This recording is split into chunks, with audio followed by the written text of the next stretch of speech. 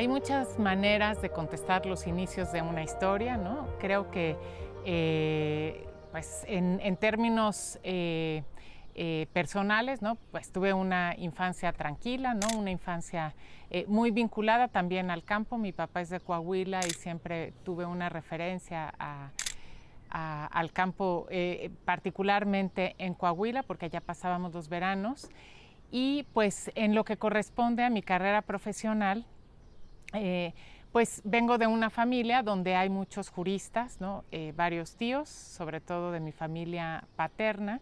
Mi papá es abogado y cuando llegó el momento de elegir la carrera, pues era algo que me era muy familiar, ¿no?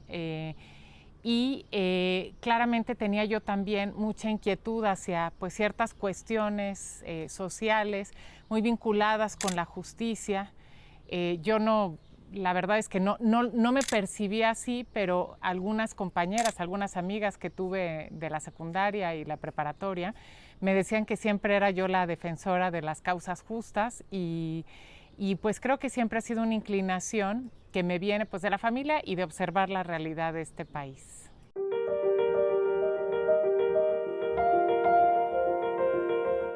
Coahuila se caracteriza por ser pues, un lugar en donde tuvo gran importancia la reforma agraria y el ejido, y desde pues, muy chica yo estuve muy cercana de personas que eran ejidatarias, ¿no? Sus familias, sus hijas e hijos, y esa realidad del campo mexicano es una realidad muy dura porque una de las cosas que es muy claro es que pues, la tierra no basta, ¿no? Para vivir del campo es necesario también tener recursos para poder sembrar, para poder hacer producir la tierra. Y eso fue realmente, pues para mí, me marcó muchísimo en ese sentido, ver también pues, el abandono que había en algunas comunidades, las dificultades de verdad para vivir, ¿no? Para afrontar.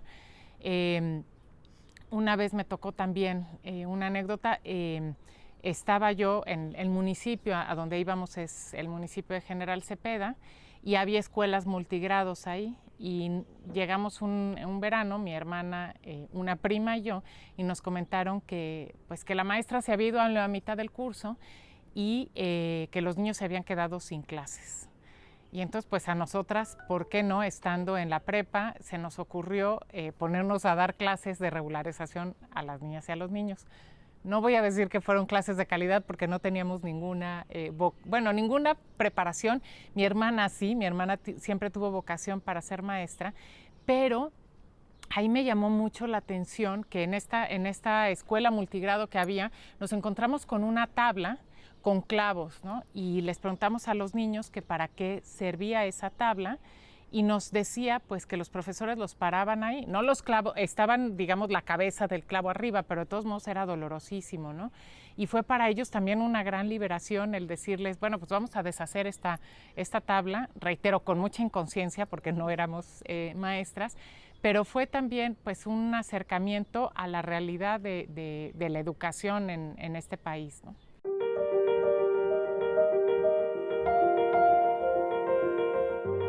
Yo, yo soy de la Ciudad de México, y viví solamente unos años en Monterrey, y la experiencia que tuve, bueno, cuando era muy chica, ¿no?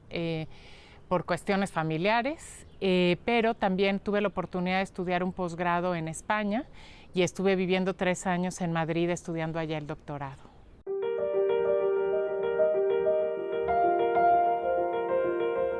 Pues mi experiencia en Madrid, al ir a estudiar un doctorado, hay que decir, o sea, yo tengo que decirle un gran reconocimiento a la oportunidad que me dio este país, porque yo tuve una beca de CONACYT que me permitió estar 3 años allá y dedicarme 100% al estudio.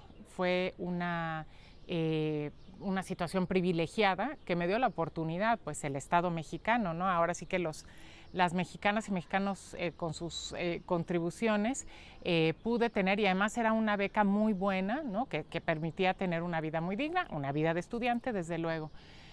Pero para mí en Madrid, además de que también tuve contacto con niñas y niños, que es el tema de mi investigación y fue muy importante, También tuve la experiencia, aún estando yo en una posición de absoluto privilegio, porque yo era una mujer becada, estudiante que estaba estudiando un doctorado con estancia legal en el país, la experiencia de ser migrante de un país del sur, ¿no? del sur global, fue una experiencia dura e interesante, porque más allá de que yo tengo amiguísimas y amigos entrañables ¿no? en España y muchísimo agradecimiento, sí hay una mirada hacia pues, lo que identifican allá como Sudamérica, porque a mí me decían que era sudamericana y yo les decía, a mí no es que me afecte ser sudamericana, es que no soy sudamericana ni geográfica, ¿no? ni económica ni políticamente, ¿no? Porque pues América está dividida en 3 grandes regiones, ¿no? Y yo no soy sudamericana, ¿no? Pero esto traía una carga de desprecio importante y bueno, pues esta visión, ¿no? Desde pues, un país europeo de cómo nos ven, ¿no? a América Latina. Y pues desde luego, como hacerme cargo y saber pues lo que es vivir, ¿no? Y ser migrante, pues, ¿no? Una migración del sur al norte, reitero, sin poder equipararme jamás a quien va en condiciones de muchísima adversidad que yo no tenía, ¿no? Pero sí fue muy interesante y además poder vincularme también con personas que pues iban en otras condiciones, ¿no? Tuve amistad con una mujer peruana que había ido allá también pues de manera indocumentada y trabajaba cuidando a una persona de la tercera edad y todo lo que ella tenía que enfrentar, ¿no? Y como decía, bueno, dice Rita Segato, pues que nosotros vamos con nuestro paisaje, es decir, las raíces nunca se eliminan y pues tiene toda una carga el país de donde uno va, ¿no? Cuando uno viaja pues, ¿no? hacia el norte, en fin. Y eso también, pues para mí fue muy impactante en términos de derechos humanos y de la experiencia de la migración.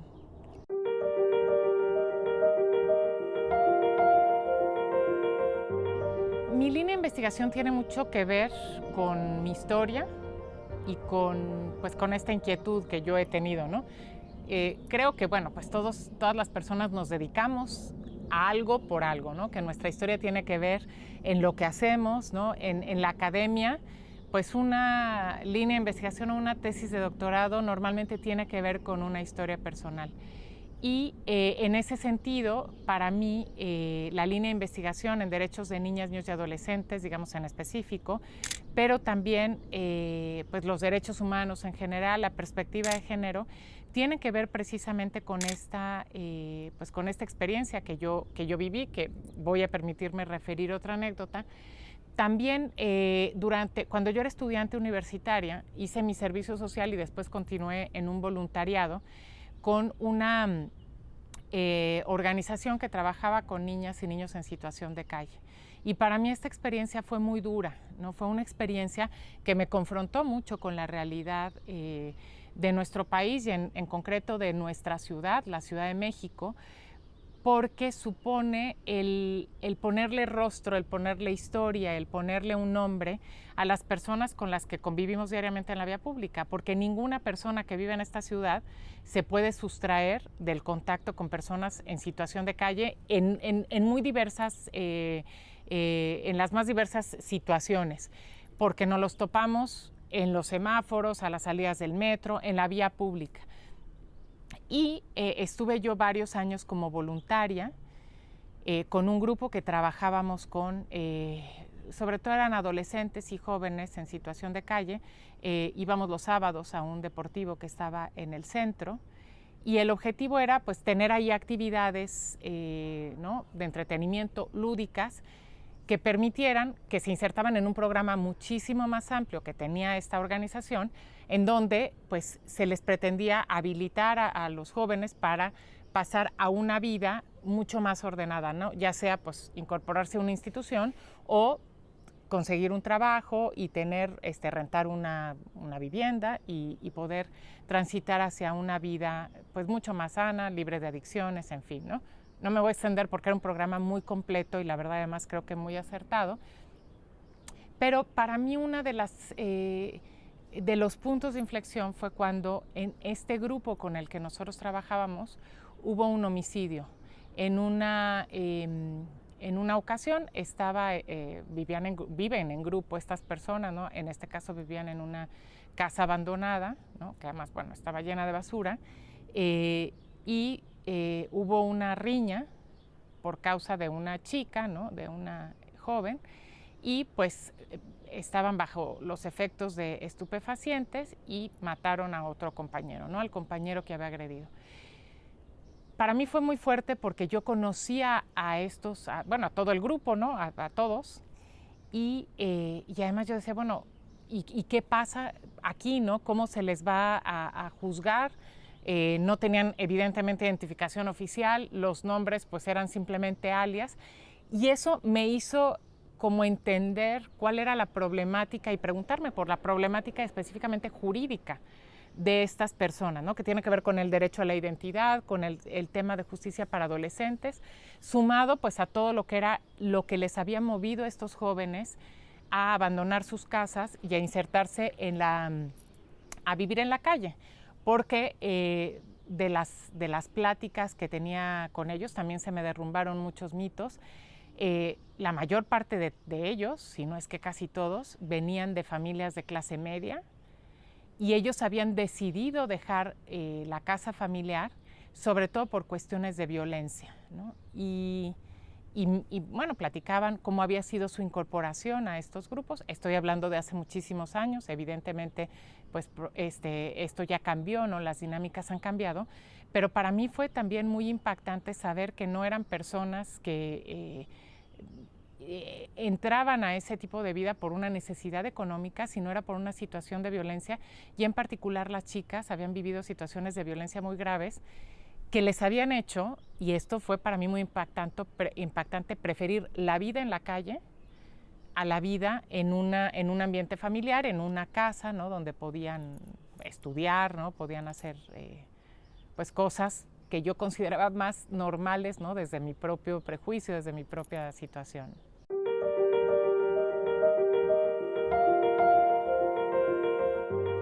Es un concepto, digamos, atípico en el sentido o lejano a lo que yo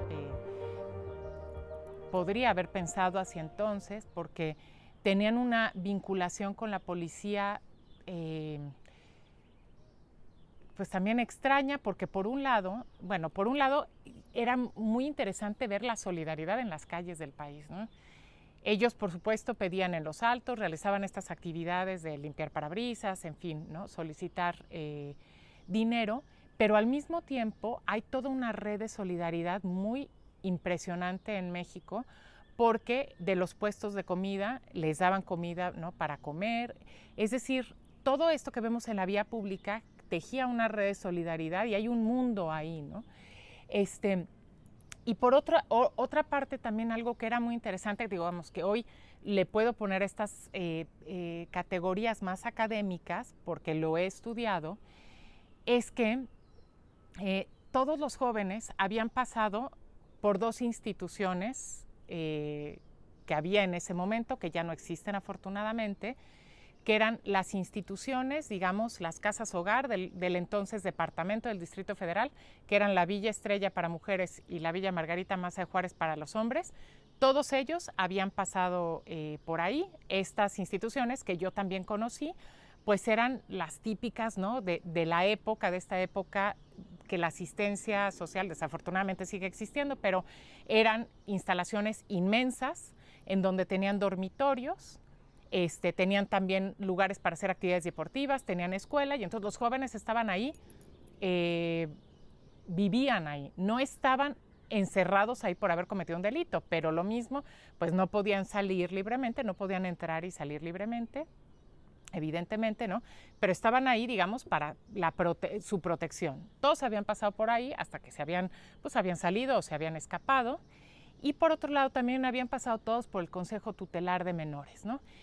Que esta era otra característica, pues que ya afortunadamente se modificó en 2005, que pues no distinguía, el anterior sistema de justicia para adolescentes no distinguía entre un delito y una falta administrativa. Entonces la lógica era que pues habían cometido todos estos jóvenes una falta administrativa, estar ingiriendo bebidas alcohólicas en la vía pública o consumiendo estupefacientes. Y entonces pues los detenían, los mandaban al consejo tutelar, ahí les hacían lo que en la ley establecía un diagnóstico biopsicosocial y decían, bueno, pues los vamos a mandar al consejo tutelar para que por 3 meses se desintoxique, pues pueda ir a la escuela, se bañe todos los días y ya después lo sacaban, ¿no? Entonces, pues estaban ahí, o sea, ese era el anterior modelo. Algo que llamaba mucho la atención es que todos eran muy buenos en hacer las pulseritas estas de hilos que van con nudos, porque eso era lo que les enseñaban en el tutelar, ¿no? Y todos ellos tenían muchísima habilidad porque los habían estado siempre, ahí siempre, ¿no? Porque una falta administrativa, pues evidentemente ellos las cometían en cualquier momento, ¿no? Y todo el tiempo. Y era muy interesante porque desde las categorías que tenemos hoy, pues estas dos instituciones, a pesar de que tenían fines completamente distintos, eran bastante similares, ¿no? En ambas estaban encerrados los jóvenes, no podían salir y eran instituciones totalizadoras, es decir, pues ahí iban a la escuela, hacían actividades deportivas, etcétera, ¿no? Ambos modelos fueron modificados, ¿no? Las casas hogar, pues se modificaron para instituciones más pequeñas, digamos, en general, bueno, lo que debería de ser es de puertas abiertas, en donde no vayan los jóvenes a la escuela del barrio, ¿no? En fin, tengan procesos de socialización mucho más incluyentes y más normales, en términos más adecuados, ¿no? Pero pues esa era la experiencia que tenían estos jóvenes y a mí eso también me marcó muchísimo por además la cantidad de problemáticas que tenían. Y también había otros modelos de atención, ¿no?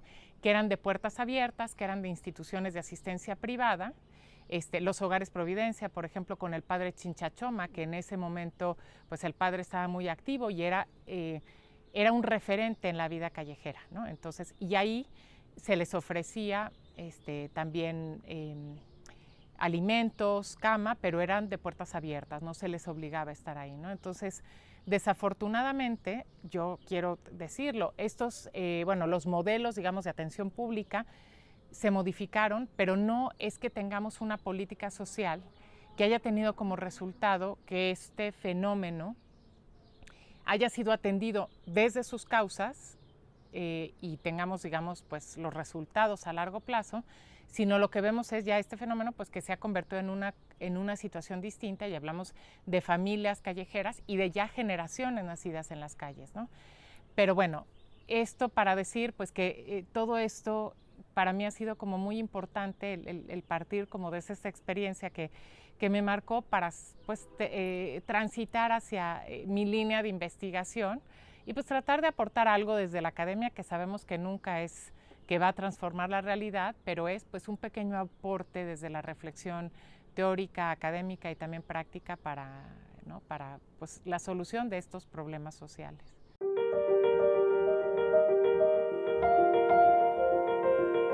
Siempre digo, me preguntan, ¿tengo familia? Sí, tengo familia. Tengo una hermana y 2 hermanos. Afortunadamente mis papás también están vivos. 5 sobrinas y un sobrino. Entonces tengo muchísimos primos, hermanos, primos segundos, tíos y una familia muy extensa. En mi familia, digamos, nuclear, ¿no? Lo que corresponde a mis hermanas, a mis hermanos, ¿no? Mis sobrinas y mi sobrino, mis papás es un entorno que yo, claro, cuando uno está dentro no lo percibe, pero pues es un entorno muy politizado, ¿no? Realmente en mi entorno se habla mucho de política y de los acontecimientos políticos, y también para mí ha sido muy importante el darle voz y el aprender a escuchar a partir también de lo que he estudiado a las niñas y los niños en el entorno familiar, porque es difícil y a veces no nos damos cuenta que tendemos a silenciarles y a no darles un espacio, por ejemplo, para expresar una opinión política. Y si nos damos el tiempo, la verdad es que tienen opiniones muy interesantes las propias niñas y niños, ¿no? Las niñas además tienen también ya, y esto lo veo con muchísimo gusto, una visión de lo que significa ser mujer, de los derechos de las mujeres, mucho más consciente, a pesar pues de ser incluso niñas más chicas, ¿no? Pero bueno, la verdad es que para mí mi entorno familiar es un refugio muy importante y soy pues muy afortunada de tener una familia muy diversa, ¿no? Con distintas posiciones políticas, pero pues que privilegia sobre todo pues ¿no? La solidaridad, el apoyo y a quienes nos gusta muchísimo estar juntos, ¿no? Mi esposo también, ¿no? Desde luego y ha sido muy importante. Y lo mismo digo de mi familia también extensa, ¿no? Tengo muchos primos y primas hermanas y la verdad es que también hay una relación de muchísima cercanía y de muchísimo, pues, ¿no? Como mucho cariño, mucho apoyo, ¿no? Mucho reconocimiento. Entonces, pues sí, afortunadamente mi entorno familiar es un entorno que pues genera muchísima resiliencia y mucha solidaridad.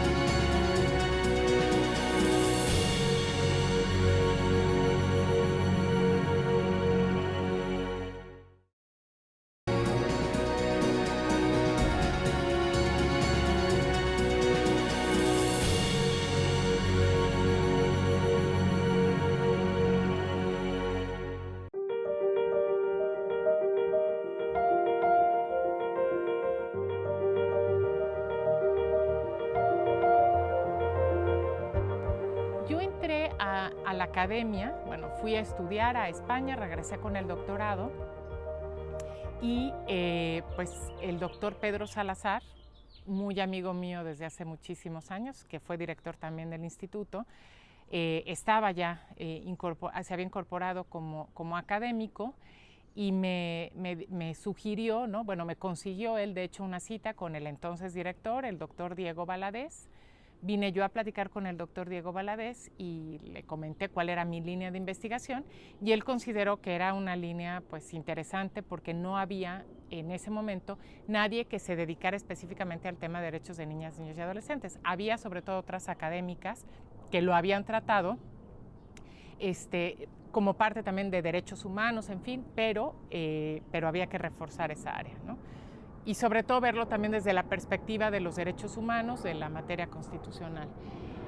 Después, Héctor Fix Fierro es nombrado director, me invita a ser su secretaria académica y yo estoy en la secretaria académica pues unos 4 años y el rector Enrique Graue es designado por la Junta de Gobierno.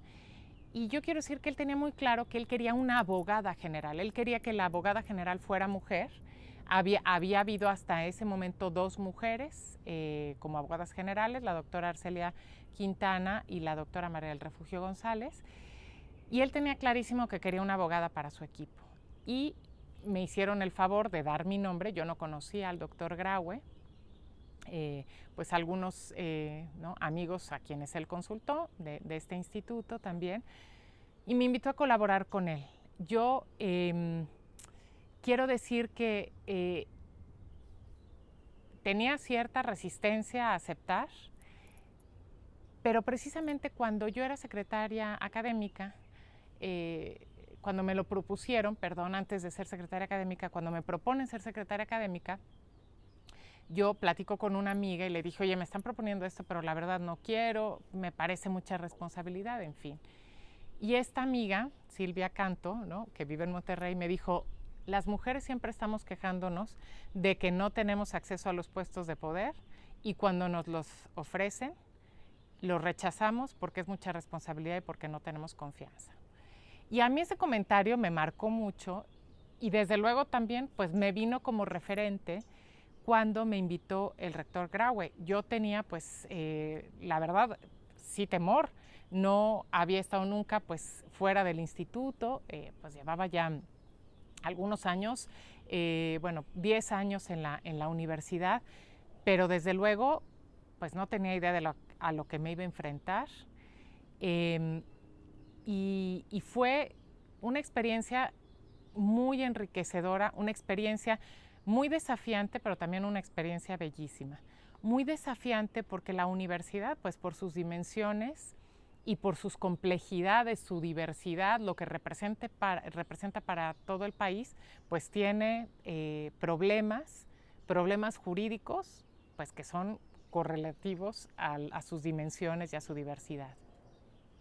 Es muy interesante, pero uno se imagina, bueno, los juicios laborales, desde luego, pues son lo que uno se imaginaría más que hay, ¿no? Convenios y contratos también, pero la universidad tiene, por ejemplo, muchas cuestiones agrarias, porque la universidad no es ciudad universitaria, no es ni siquiera las facultades de estudios superiores, que ya tienen sus complejidades, Cuautitlán, por ejemplo, sino que la universidad tiene reservas, 2 reservas de la biosfera, tiene una presencia que no nos imaginamos, los ranchos, por ejemplo, en la Facultad de Veterinaria, que implican muchas cuestiones agrarias que uno no se imaginaría.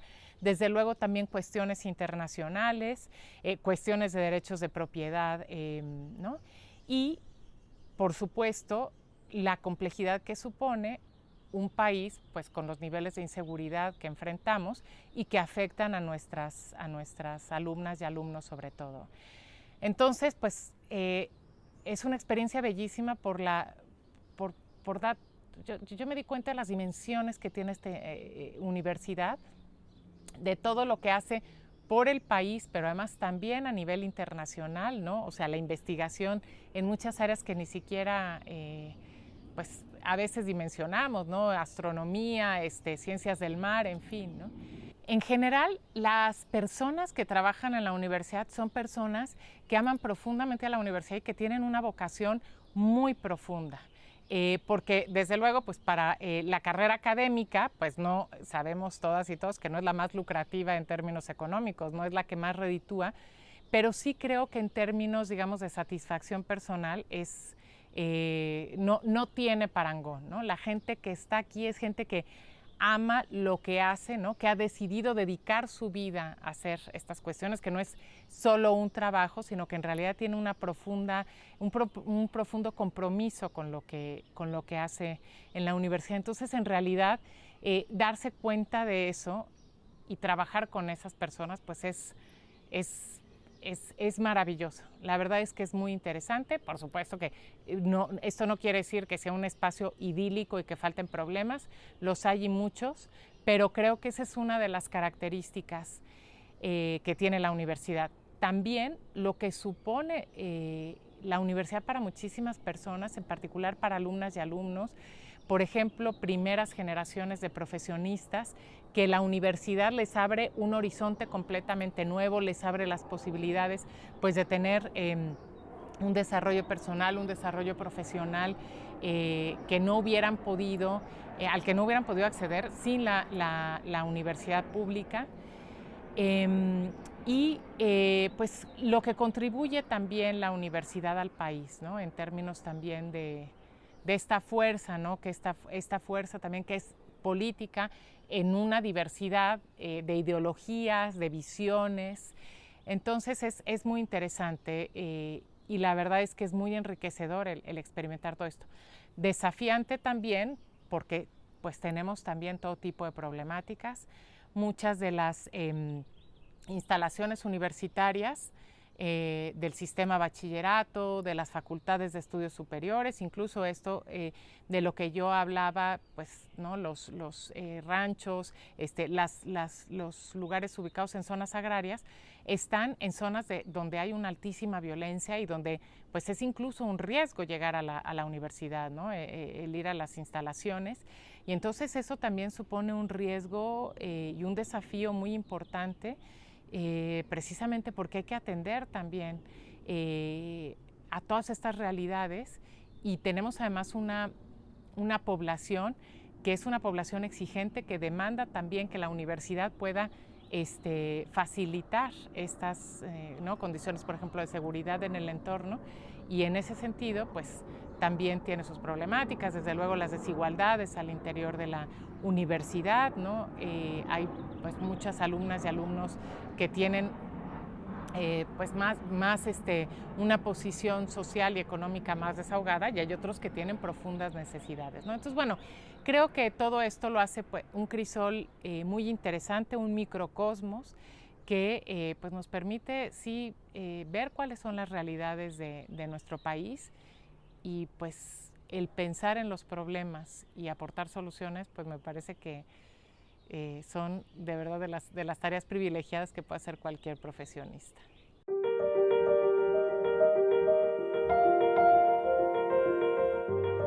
Creo que el Instituto de Investigaciones Jurídicas ha sido siempre un referente al pensamiento jurídico. De aquí han salido instituciones muy importantes, ¿no? Las instituciones en materia de derechos humanos, en materia de derecho electoral, ¿no? de derecho a la información, en fin. De aquí han salido leyes. Ha sido siempre un referente que ha aportado pues, a la creación de instituciones, pero también desde una voz muy crítica y muy independiente, al tiempo que muy plural, ¿no? Y entonces, nuestro mayor tesoro es la libertad académica, el hecho de, en nuestra diversidad, cada quien desde sus profundas posturas, el poder expresar y analizar los problemas nacionales y desde luego internacionales, porque pues ahora vivimos en un mundo sin duda alguna globalizado, y nuestro gran desafío precisamente es pues continuar con esta labor, aun cuando enfrentamos pues algún un escenario que no es tan favorable, ¿no? Como lo ha sido en otras épocas, en donde la voz de la academia se escuchaba como una voz autorizada, donde pues, se consultaba ¿no? a los grandes maestras y maestros.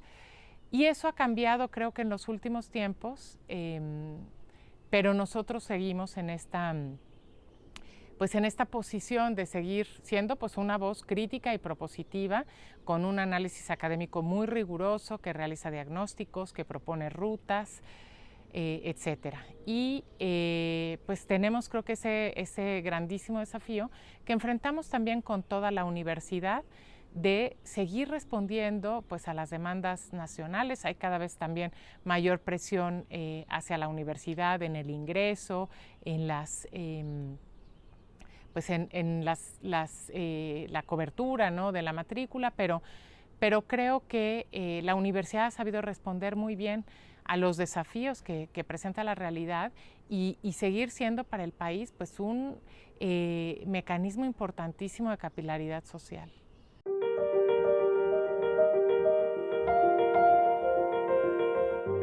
Bueno, he tenido muchas y muchas, afortunadamente, y yo estoy absolutamente convencida pues, de que nos sostenemos unas a otras y unos a otros, ¿no? Alguien que digamos que marcó mucho mi vida y me dio pues como un panorama diferente al que yo había vivido en mi familia fue Ángela Quiroga, que fue mi maestra en primero de prepa. Ella estaba en ese entonces estudiando la licenciatura en Derecho, y me parecía, bueno, me interesaba muchísimo su clase, me parecía fascinante porque además nos abrió un horizonte. Nos llevó a representantes de distintos partidos políticos para que nos hablaran de las distintas instancias políticas, y me marcó muchísimo. Tengo también muy en la mente a otra maestra, que desafortunadamente no me acuerdo su nombre, pero que al final de curso me escribió una carta además muy entrañable, diciéndome que había yo sido pues una de sus mejores alumnas y que yo tenía pues como un gran futuro. Ella, no me acuerdo cómo me lo decía, pero cuando estás en esa etapa, ¿no? en la que tienes que decidir tu carrera, el sentirte validada por otras personas, y en particular mujeres, es muy importante, porque vivimos pues en esta estructura en donde además, sobre todo a las mujeres, pues no nos enseñaban precisamente a confiar en nosotras, ¿no? Y eso es algo que venimos cargando. Entonces, siempre necesitamos esa validación de nuestras pares. Ya en la licenciatura, bueno, tuve un profesor entrañable, Carlos de la Isla, y pues mi gran mentor y a quien estoy profundamente agradecida es Rodolfo Vázquez, que Rodolfo Vázquez, además de que fue mi profesor de filosofía del derecho y un excelente profesor que me hizo enamorarme de la materia, me rescató porque yo estaba haciendo mi tesis con otro profesor, estaba absolutamente perdida, la había dejado, ya había entrado a trabajar, como que estaba en estas cosas, ¿no? Empantanada en la tesis, y una vez él se encontró a una prima mía, le preguntó por mí, y mi prima le dijo, no, pues está con la tesis, pero creo que no ha podido ver a su asesor, en fin, y él le dijo, dile que me busque. Fui y en 6 meses me titulé con una tesis que realmente sobre derechos de la niñez. Y él además fue el que me convenció de ir a estudiar un doctorado a España. Entonces, Rodolfo Vázquez me dijo, no tienes que ir a estudiar el doctorado. Yo he de confesar que en mi vida pensé que yo tenía la capacidad para estudiar un doctorado, y yo dije, bueno, pues si él, que fue mi maestro, que me dirigió la tesis, piensa que puedo, entonces puedo, ¿no? Porque él es alguien que me conoce, y yo creo que si él piensa eso, pues no tengo la capacidad. Y me contactó con Liborio Hierro, que fue mi tutor en España, y con él desarrollé la tesis, que fue otro de mis grandes mentores, porque la verdad es que tuvo un acompañamiento increíble, muy atento, muy puntual, ¿no? Siempre dándome retroalimentación. Y pues creo que fueron personas muy importantes en mi vida, porque pues sí, me ayudaron pues a darme cuenta de que tenía esa capacidad. Y desde luego, pues, ¿no? Ya estando acá, pues el doctor Diego Valadez, que me hizo, me aceptó para trabajar aquí, ¿no? El doctor Héctor Fix Fierro, que pues yo tampoco pensaba jamás, yo dije, ¿cómo voy a ser yo secretaria académica? O sea, imagínate nada más, del Instituto de Investigaciones Jurídicas. Bueno, ¿y qué voy a decir después de ser abogada general y posteriormente directora? La verdad es que creo que sí, cuando hablamos de mentoraje de personas que, ¿no? que a mí me han, o sea, me han hecho creer en mí, porque no es que va mucho más allá del apoyo, ¿no? No es solamente decir, vas, ¿no? O te doy una carta, sino tiene que ver con algo como mucho más profundo, que tiene que ver con con la habilitación, yo diría, ¿no? Porque pues me hicieron pensar que podía, y después en el proceso de la dirección, para mí fue muy importante mujeres académicas de este instituto que se acercaron conmigo y me dijeron, oye, pues ya es tiempo de que Jurídicas tenga una directora, tú puedes, ¿no? Eres la que puedes como, ¿no? liderar, estás ahorita en una posición, habiendo sido abogada general, conociendo bien a la universidad, como para ser la primera mujer directora. Y yo quiero decir además algo muy lindo, que a esto se sumaron académicas más jóvenes, a las que yo conocía menos, que fue muy bonito, porque la Junta de Gobierno que designa las direcciones, cuando llegué a mi comparecencia, me dijeron, muchas felicidades, queremos felicitarla, su comunidad la quiere mucho. Y por supuesto que no es toda la comunidad, sabemos que hay diferencias, había otros dos candidatos, la verdad, muy competentes y muy sólidos, pero yo, por lo que conozco, sé que fueron mujeres, también algunos colegas, ¿no? Que expresaron como un gran entusiasmo y una gran convicción de tener a una mujer directora. Y no era solamente, bueno, es muy sólida académicamente, no, tenía que ver con el cariño, ¿no? Que a veces en el espacio público y en este discurso patriarcal, como que es así de, ay, no, ni lo digas porque eso es subjetivo y eso no vale. Para mí es lo que más valor tiene, ¿no? Porque en ese cariño está como el reconocimiento, como la confianza, como el sostenernos unas a otras, para lograr los objetivos, pues que pues es difícil porque hay un sistema que no nos ayuda a creer que nosotras podemos. Yo lo puedo decir, yo si no hubiera tenido a todas estas personas, no hubiera llegado jamás ni a hacer un doctorado. Es que, o sea, lo pongo ahí, ¿no?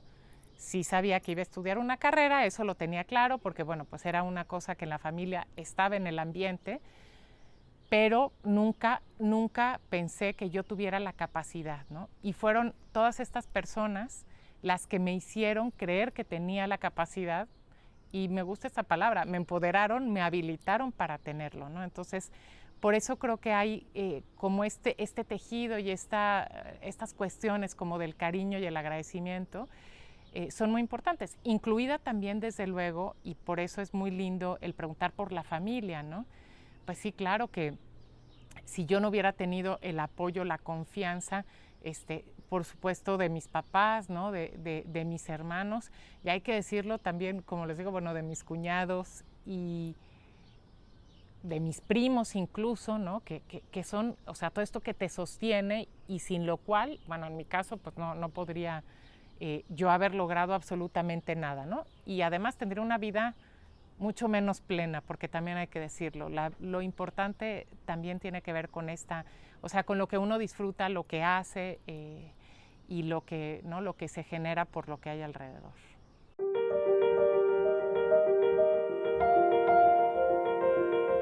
Me encanta leer novelas, ¿no? En particular, bueno, tuve un gusto decimonónico. Me encantaba el romanticismo mexicano, lo que sería del siglo XIX. Hubo un tiempo, y me sigue gustando muchísimo, Vicente Rivapalacio, que es así como de mis escritores favoritos. Y bueno, ahora sobre todo me gustan mucho, he leído mucho autoras mujeres que tienen muchísimas... pues creo que hay una generación con la que yo me identifico, además de mujeres escritoras, que además muchas están en la universidad, que están escribiendo cosas, la verdad, maravillosas, y que disfruto muchísimo de leer, ¿no? Tanto mexicanas como extranjeras, y disfruto mucho leer en novelas. También me gustan pues los libros estos como de corte periodístico, pero ¿no? Que hacen como un poquito más profundo el análisis, pues para vivir un poco como enterada de la realidad, y análisis más profundos. Y esas son básicamente las lecturas que yo hago en vacaciones o en los fines de semana, en la noche. También me encanta la poesía, ¿no? Y eso toca también así como fibras muy sensibles.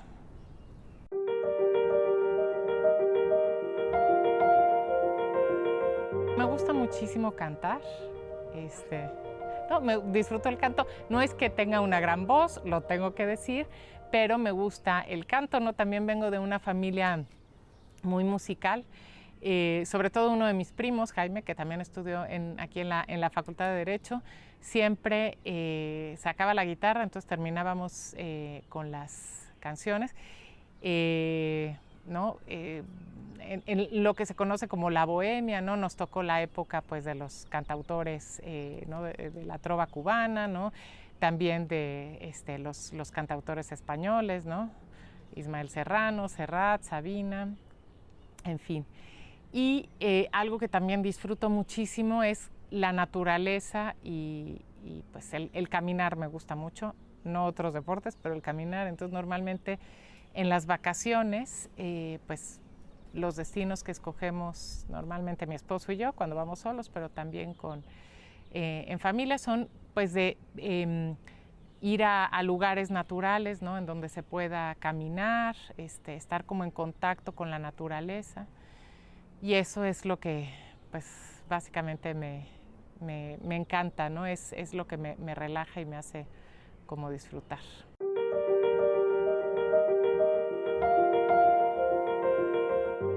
Me veo en este instituto, en la universidad, ¿no? La verdad es que no está en mi horizonte para nada salir de aquí, continuando con mi línea de investigación de derechos de niñas, niños y adolescentes, y explorando también otras rutas de investigación. Creo que uno de los grandes temas que está pendiente en el país es el de la justicia restaurativa y entendido de una manera amplísima. Creo que estamos en un momento de ruptura de un paradigma que va mucho más allá de los derechos humanos, en fin, que es la ruptura del paradigma del Estado-Nación como lo concebimos, del derecho como el monopolio del uso de la fuerza, la coercibilidad, y tenemos que empezar a caminar hacia otro tipo de sociedad diferente y que entienda la justicia desde otra óptica. Una de las cosas que para mí es clarísima, es que la visión individualista que viene también pues, del Estado liberal, del capitalismo, ya está siendo insuficiente para resolver los problemas, pero además en términos de la justicia, la visión punitivista que castiga a las personas encerrándolas en la cárcel es una visión que ya no funciona, bueno, que nunca ha funcionado, pero que ahora ha incumplido la gran promesa, ¿no?, del Estado moderno de garantizar la seguridad de las personas, que era precisamente pues, la base para esta idea del Estado con el monopolio del uso de la fuerza, el gobierno, la democracia. Y entender la justicia y la sociedad de una manera mucho más colectiva y más en términos de la responsabilidad social que tenemos en esta desigualdad.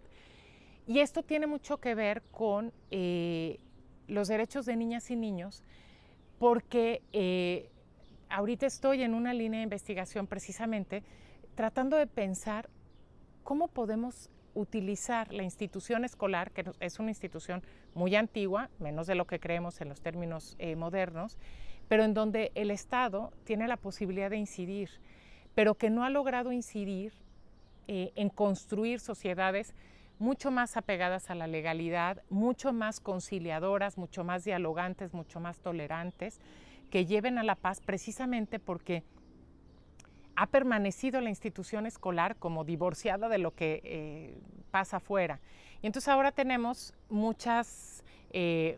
orientación de fomentar la cultura de paz en las escuelas, pero como si las escuelas vivieran pues, en un contexto que no es el que vivimos, ¿no? Entonces tenemos, creo que el gran desafío de empezar a tener una mirada crítica hacia el entorno, de fomentar valores distintos en las escuelas y de tratar de habilitar y de capacitar en resolución de conflictos que no pasen, ¿no?, por la expulsión, ¿no?, por un ganador y un perdedor, sino que lleven a la comprensión.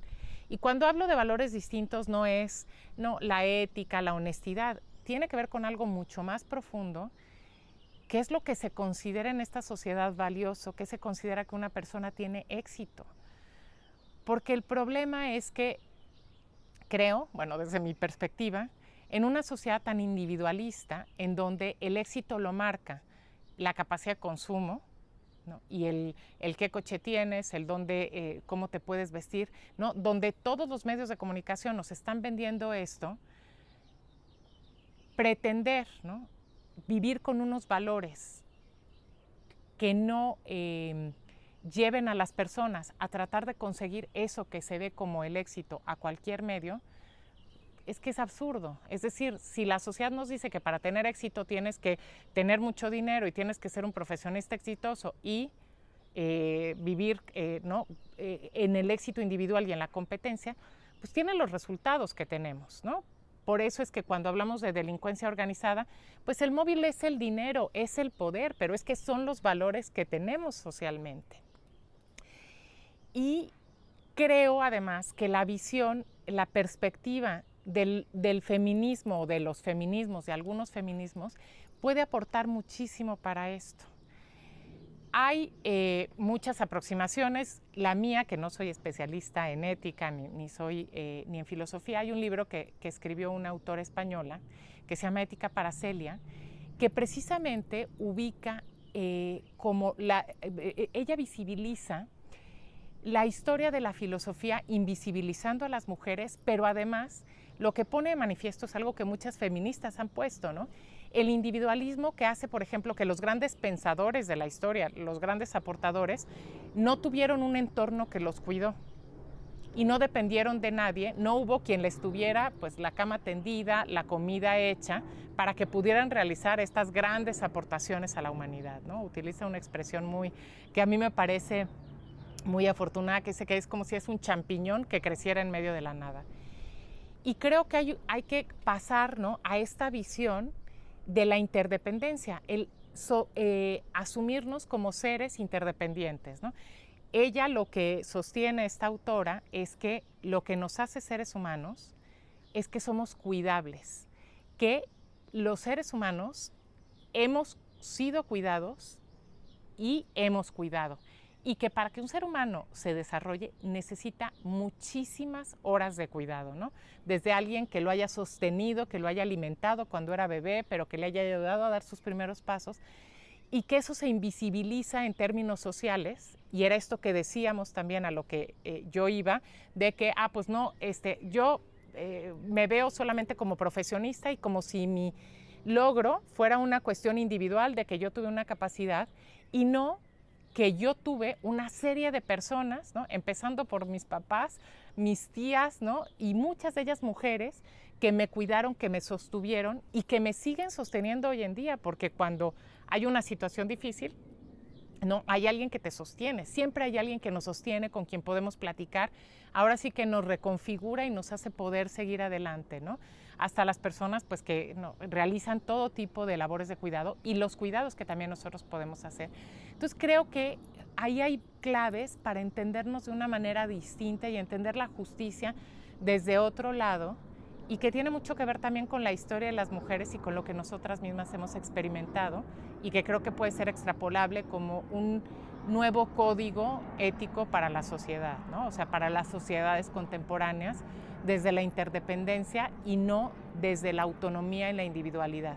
Van a pasar muchos años para esto, yo no espero verlo, pero espero a lo mejor empezar a pensar por ahí, pues como una especie de salida pues de las problemáticas que tenemos actualmente pues en el país y en el mundo.